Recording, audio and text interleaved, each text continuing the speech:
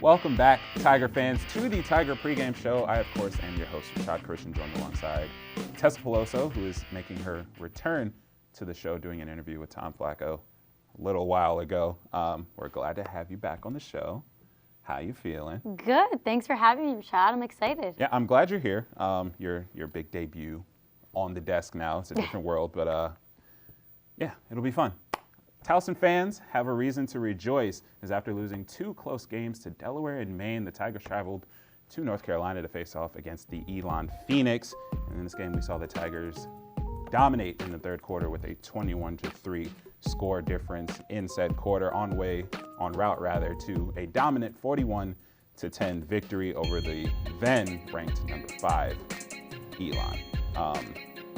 As I mentioned, they were number 5 in the coaches poll, number 7 in the stats poll, and yet the Tigers held them to 10 points on the game, which is remarkable. It's something we hadn't seen from this Tiger defense in a while. So can we use this game and say definitively that the Towson defense is getting better?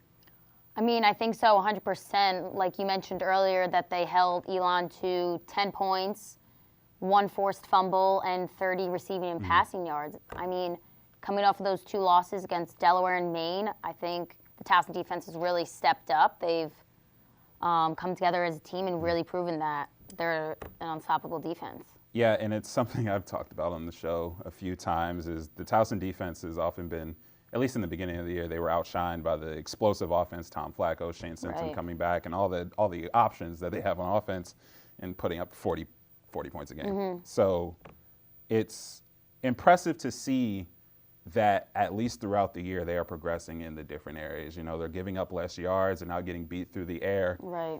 And, you know, this means a lot for the team because they've had those Maine and Delaware losses were pretty heartbreaking. Yeah, which were hard losses for the team. If they win those games, we're looking at a different playoff scheme right now. Exactly. But, you know, as I said, the win means a lot. What does it mean going ahead into the JMU matchup that they have today against this powerhouse of a team? I think this win for the Tigers was really important. It gained them confidence because they beat a top 10 team who already beat JMU. You know, Elon was missing their starting quarterback, Davis Cheeks. So if Davis Cheeks played, how would you think we would see a different outcome in that game? I think it's hard to say, of course, but theoretically we see a shootout between these two teams because Davis Cheeks is no slouch on the year. I don't have the exact numbers, but he's been doing pretty well for himself and for Elon on the year. And, of course, Towson has their secondary struggles. It's been very well documented. I've talked about it a few times on the show, and so have others. And, you know, it becomes a shootout. It becomes a score that goes from 41-10 to maybe like 45-35, or, you know, something of that in that arena, like we saw with the Villanova game. You know, exactly. It was 45-35, and both teams were firing offensively. I don't think Towson loses the game because, again, their defense is taking strides as the season is progressing. They missed the quarterback, but a missing quarterback shouldn't really affect a top 5 offense as much as it did for Elon.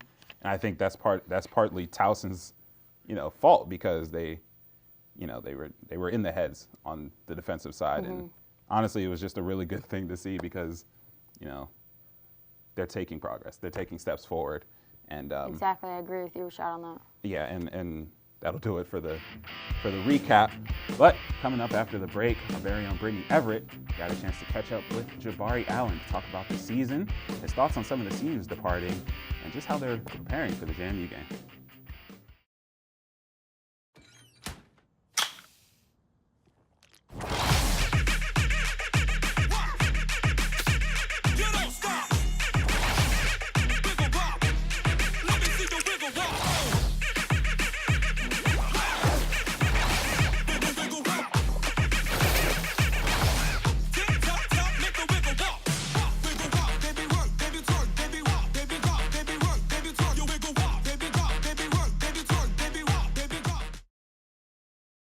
Here was sophomore wide receiver Jabari Allen. Jabari, this past weekend against Elon, it was a blowout, 41-10 win for the Tigers. What factors contributed to the win? Factors that contributed was film study. We knew where Elon was going to be at, and so that really helped us with our game plan and get the dub. And then in the first half, it was a close game, 7-3. You guys were up going into halftime. The second half, you outscored Elon 34-3. What happened in the locker room to kind of change the momentum of that game? We knew that they were the number 5 team in the country, and once we were up at halftime, we saw them lay down, so we knew that we just had to keep our foot on the pedal and just push it through. And with that, you had an outstanding game. You got a season high of 9 receptions in the game, totaling 143 yards. What has kind of been the contributors and driving force allowing you to put up those numbers? I just go out there and make plays. You know, guys want me to go out there and make plays. They call my number, and when it's time, I just got to go out there and make those plays. And this year, now you're a sophomore, so how's the team compared to when you were a freshman? This team is a lot closer. We're more like a brotherhood. I know last year we weren't as close, but we were still close. But this year we're way closer than we were last year. And then JMU is coming up this weekend. Huge game. JMU is ranked number 7. Towson has gone up 5 points in the polls to number 15 from 20 last week. Both of you are 7-3 overall and 5-2 in the conference. Based on those numbers alone, what is this game going to mean? Numbers don't mean anything in this league. Anybody can be anybody. So we just gotta go out there and do our job, and we'll just come out on top. And the CAA is very close back and forth this year. What are you guys going to have to do to make that extra push in the very end? All we gotta do is control what we control, and that's getting the win. You know, doing what we can do, control the little things, and we'll do good. And then, how does the team look practice-wise this week, coming into the game this weekend? Practice-wise, we look great. We look focused, sharp. Everything was on point. So we look good. We look good. What will you guys really have to focus on to beat JMU? The little things, just taking care of the little things. You know, something that might not seem as big as like when you're watching it, it might not seem as big, like splits and who to block and how to block them, stuff like that. Just little things matter all the time. So we take care of those, and then we'll come out on top. And then senior game on Saturday. What have the seniors meant to you? The seniors mean a lot to me. As you see, I got my 9 on from my boy Sam. I'm gonna miss him a lot. You know, he really took me under his wing, and so did the other seniors. You know, I'm gonna really miss those guys.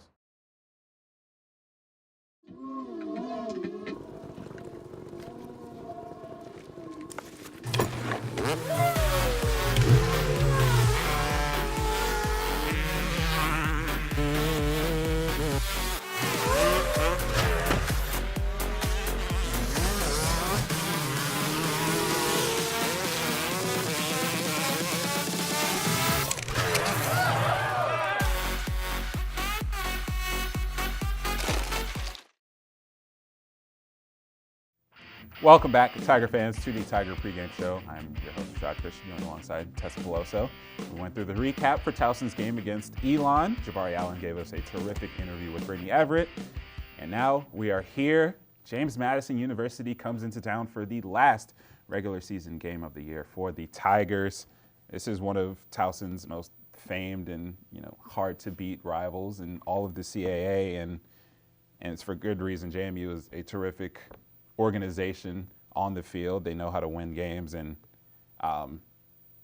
in that arena, they find themselves near the top of the CAA standings. And Maine's up there right now at 6-1. They're by themselves at the moment, so it's confusing. There's a lot that can happen. Tessa, why don't you just give us a little breakdown of the top of the standings in the CAA right now?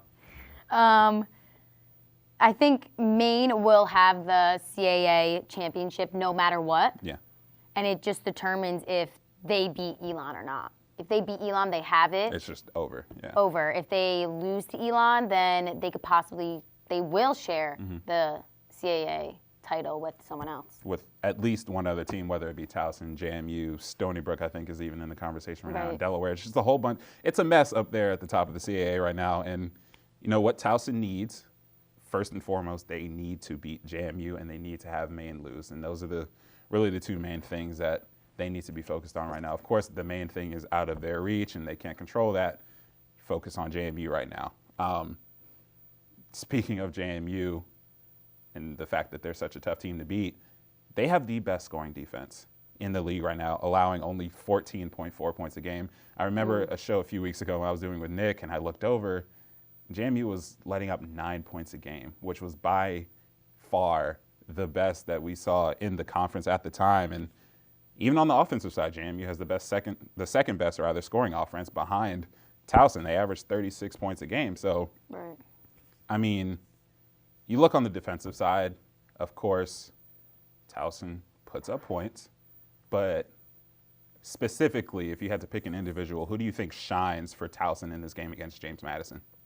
I mean, I would have to say Tom Flacco. He's been shining all season long, coming into a new team, a new dynamic. His passing and running game is unbelievable. Yeah. I mean, he threw for 326 yards and 3 touchdowns. He's patient, and I think he reads the field really well. Yeah, and he's been doing that all season long. He's been putting out better games. We've seen as the years progressed, he has been, you can say decline, but it's not really a decline. Right. It's just less impressive stats as the weeks go on. And, JMU can attack you on both sides of the defensive side of the ball. They don't let up a lot of passing yards. They don't let up a lot of rushing yards. So whichever avenue you want to take to beat them is going to be really challenging. So I want to just get your thoughts on, let's say JMU beats Towson. Say Right. they dominate them in this game. What does that do to Towson going into the playoffs? Not just, standings-wise or record-wise. What does that do for the morale, their attitude going into their next competition? I think it puts them in a really hard position to recover. I mean, I don't know if they'll be able to handle that opponent they face due to their seeding that they have. I feel like it would kill their motivation in a sense. Yeah. Their confidence. They're going into this game today with such high hopes, and they've worked so hard. So I think to come out of this game with a loss, I think it would put them in a really hard spot to play in the playoffs. Yeah. And Towson, as football teams should, they expect to come in, they expect to win this game against James Madison. Not just win-loss, but what are some of your expectations coming into this game?